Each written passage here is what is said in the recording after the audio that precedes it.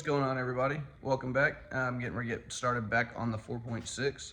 I finally got the oil pan welded up, so I'm going to go ahead and install that. Install the rear cover, the timing cover, and the valve covers, and pretty much get the motor most of the way fastened up, and that way we can continue on with this build and kind of document everything going on with the motor.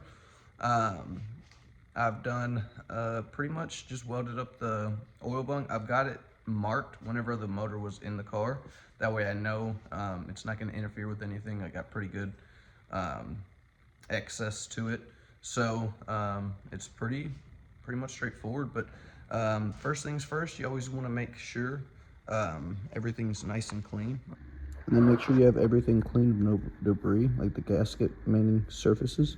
And then make sure if there's any assembly lube or anything like that to clean it off some brake clean.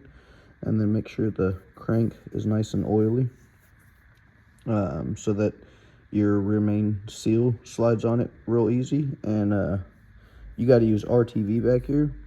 And the torque spec back here is only 9 foot-pounds, so you don't really have to worry about it. But I always loosely install it and then get the oil pan on. Have the RTV kind of setting up, and then once I get everything put on, then I kind of go back and wait a little bit and torque it down. But with RTV, you don't really want to torque it down to squeeze it out as soon as you put it on there, because you want a little bit of time so it can set up and form a gasket. Because if you just push it down, it's just going to squish out, and you only have a gasket on the outside surface, which you don't really want just right here sealing it. You want it to seal on the inside right here. So once I do that, I'll be right back. So I got the rear cover sealed, plopped over. My phone was charging, so didn't really get that on video. But I cleaned all this up, so now I'm going to go ahead and throw RTV on it. And then so after you get the RTV put on there, you just come back over here and you wiggle it on. Just go ahead and throw it on there. And when you get it on the crank, you kind of want to get one side over the other. You don't want, that way you don't fold or roll.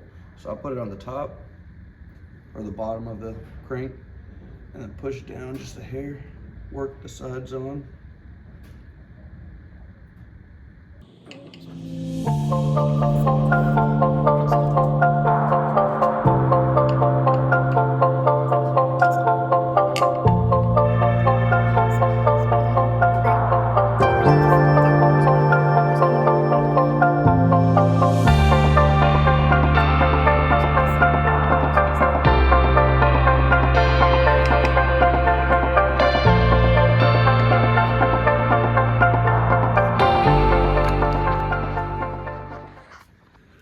So when you do that, that's what I was saying, put it on top of here first, kind of push down, and then walk it onto the sides, and then push it up flush. That way the RTV kind of oozes out.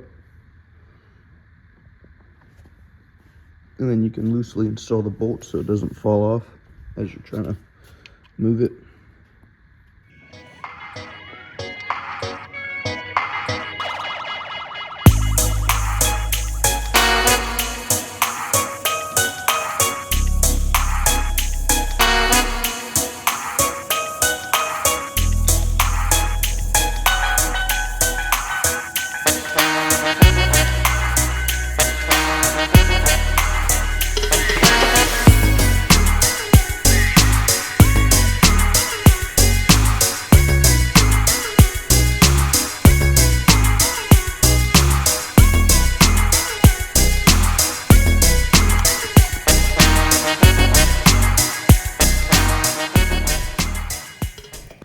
So now you got that on there. Go ahead and get the timing cover swapped over. I gotta swap these seals real quick and then install the gaskets on it. So I'll go ahead and do that real quick. So I had to look up where these bolt orientations go. But The studs kind of, there's a bunch of different areas for the studs to go and where the non-stud bolts go. So on the driver's side, you have the two studs, one right underneath each other, and then you got the stud over here, and then you got the stud at the top. And then on the passenger side, you got the stud at the top, stud at the top, and then stud at the top. And then all the studs go here, here, and here. And then all these other ones are the smaller bolts, so you ain't really got to worry about too much of that. So the torque spec on the timing cover is 19 foot-pounds. So just loosely install all of them, and then we're pretty much going to put the oil pan on, get everything to where it touches up, and then torque them all down. I'm still waiting on the RTV to set up. It's still pretty tacky, so I'm gonna go ahead and set the oil pan on real quick, and then we'll be ready to torque everything down. So I got the oil pan done, got it welded up. Already got the gasket set on there, so I'm gonna go ahead and throw the oil pan on there. Oops.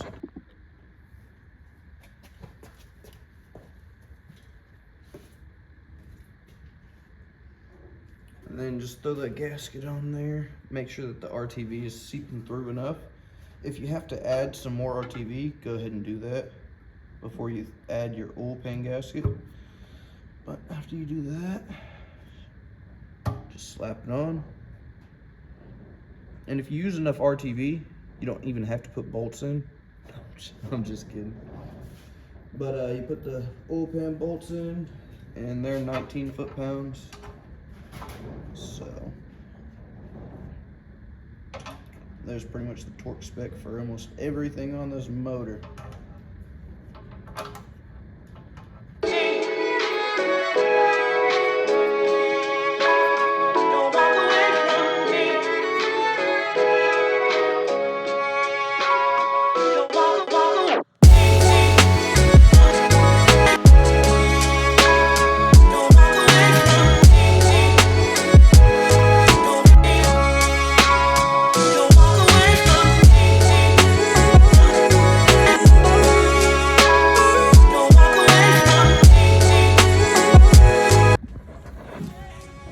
And after you've waited about 30 minutes or so, come back and torque it down. The rear timing cover's 9 foot-pounds. And then the oil pan and timing cover is 20 foot-pounds. So we'll go ahead and do that.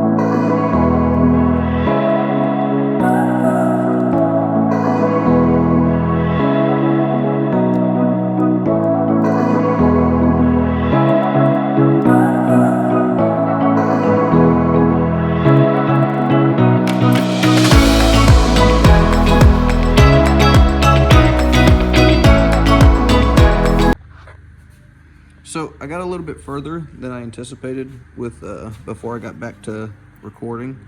I got that installed, so I got the water pump installed as well. The torque spec on these bolts are 20 foot-pounds, and these ones are 12 foot-pounds. So the harmonic balancer is put on in it. You're supposed to torque it down in 2 different stages or 3 different stages, but with this one, because this is a later than a 97, but the torque spec, it calls for like 30 foot-pounds, loosen it, 66 foot-pounds, loosen it, and then 30 foot-pounds, and then 90 degrees. So, and then the oil filter housing, that's 20 foot-pounds as well. And then I went ahead and put the fitting in for the oil feed. Got the headers put on, they're 20 foot-pounds as well. They're kind of pretty fun to get installed. If you've installed BBK headers, you know exactly what I'm talking about there. And then these rear flex plate bolts are 85 foot-pounds. And I think I've pretty much covered everything thus far. Forgot to show putting the tone ring on because I did that off camera, but you put the tone ring on before you install the timing cover. And then other than that, I think it's pretty much ready to be installed. So let's go ahead and stop talking. I'm gonna try to set my phone up and get a good like layover of it. But I've started sanding up here because I'm gonna I've already got paint, so I can paint match this and kind of bring it a little bit more to life. I've power washed the entire engine bay, transmission, got it all kind of cleaned it, and that's where the intercooler's going. I had to cut a little hole. This is the only modification to the entire job that I've really had to do so far. It's not completely done, but I'm pretty sure this is the only thing we're gonna have to end up doing in order to make this turbo kit fit. It's this rear mount turbo kit, and we're retaining AC and everything. So we're just kind of making it the best way we can. I've got to cut these fuel lines out and get, because I'm making a full fuel line kit, -6 or -8-6, and from there it's pretty straightforward. So let's go ahead and stop talking about it and get to it. So I went a little bit further than I wanted to without recording. I didn't really capture too much. I got a little bit of the valve covers when I first got them done, but I paint matched them to the truck, and plan on redoing all this, painting all this up too. I did do this, just a little test run to see how well the paint matched, and it's because this Ford metallic, teal metallic is really hard to find. But I got the intercooler bracket welded up, made up, so it fits right in there. I'm gonna make another little L bracket down here. I gotta cut this up some more. Make a little L bracket that goes from the core support to over here. And then everything else, that's just a simple move right there. From the trash bag that was over it. And then you can see where I got the oil return pointed straight to the back, or oil feed pointed straight to the back, and then the oil return over there. I'll show you some fitment for that here in a little bit. But yeah, other than that, I got the intake on, the harness ran. Got some of these vacuum lines. I'm putting everything back to stock for right now because we're using the stock injectors and stuff. I'm gonna get it running on the stock, everything stock right now, and then make sure that the turbo kit doesn't leak. It returns oil like it should, and just make sure everything's nice and sound and you know, operating the way that it should, so whenever we add boost, there's no issues. But we do have a high output alternator on this thing. I got the MSD coils I'm getting ready to install. I still got to put the fan on, the radiator shroud, oh, and the radiator, obviously. But yeah, belt routing, pretty short and simple. Had to replace the idler and the tensioner pulley. Other than that, everything's pretty much straightforward. I got to do a bunch of wiring. I'm going to change up some of the wiring because he's got a battery relocate in the back, and we've got a big ass battery. That computer looking thing is the fucking battery. But yep, he's got a really big sub in here, so we need the extra output for sure. We'll clean all this stuff up over here, and then probably put the catch can right here.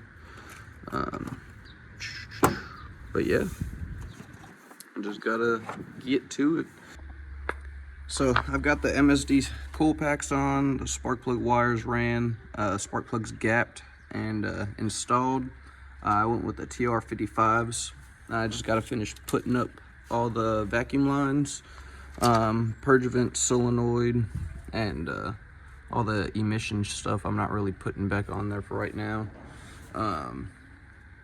But this is a pretty good spot to end the video. But the next video, I'm gonna go ahead and get the turbo kit and all that stuff put on. Plan on ceramic coating it, and you know, kind of cleaning it up, make sure that it doesn't rust, doesn't you know, look bad or anything like that. So I'm gonna go ahead and get that done in the next video. But as far as up here, I'm pretty much done. I just gotta put the radiator, the fan shroud, the fan back in, and that's pretty self-explanatory. But other than that, like I said, I'm trying to retain all the factory look up front, AC, power steering, all the goodies. So it's essentially gonna look like a pretty stock truck with a cold air intake or something whenever you pop the hood. But of course, when you start it up, you're gonna hear the turbo. And yeah, let's go ahead and stop there, but go ahead and hit the like and subscribe. And thanks again, see y'all.